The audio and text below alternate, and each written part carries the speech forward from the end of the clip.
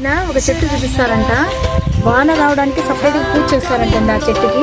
చూద్దాం మరి ఆ చెట్టుని. అండి యాక్చువల్గా మా ఊర్లో వానలు రాకుండా అంటే ఒక కప్పలాగా తాడు కట్టేసి కప్పలాట ఆడిచ్చేసి ఊరంతా తిప్పేసి ఇక్కడ మనం వెళ్ళబోతున్నాము ఆ చెట్టు దగ్గరికి వెళ్ళేసి అక్కడ వదిలేసి ఆ గంగమ్మకి దండం పెట్టుకునే మరుసటి రోజు నుంచి ఒక వారం కానీ 3 రోజుల తర్వాత కానీ వర్షాలు బాగా పడతాయండి. మా అదొక నమ్మకము. మీరు చూపిస్తాను ఫ్రెండ్స్, రండి.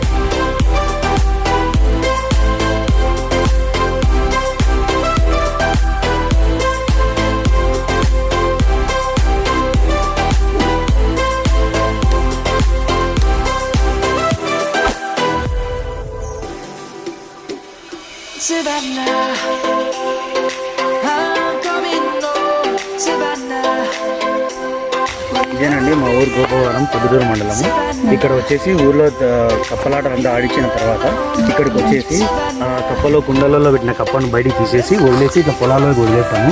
వదిలేసిన తర్వాత ఇక్కడ పూజ, గంగమ్మ పూజ చేసేసి మనం తెచ్చుకునే ఫుడ్ అలాగా అక్కడ కూర్చొని ఖాళీ ప్లేస్లో కూర్చొని తినేసిన తర్వాత అందరికి వెళ్ళిపోయిన తర్వాత ఒక వారం తర్వాత కానీ 3 days తర్వాత కానీ వర్షాలు వస్తాయి.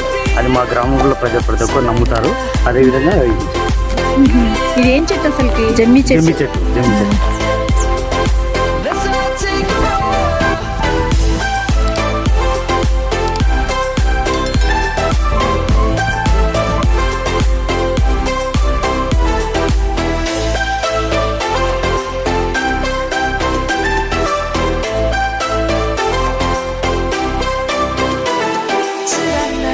చూసారు ఫ్రెండ్స్, ఇక్కడ వాన గురించి ఎంత ప్రత్యేకంగా చెప్పారు. ఈ చెట్టుని పూజిస్తారంట.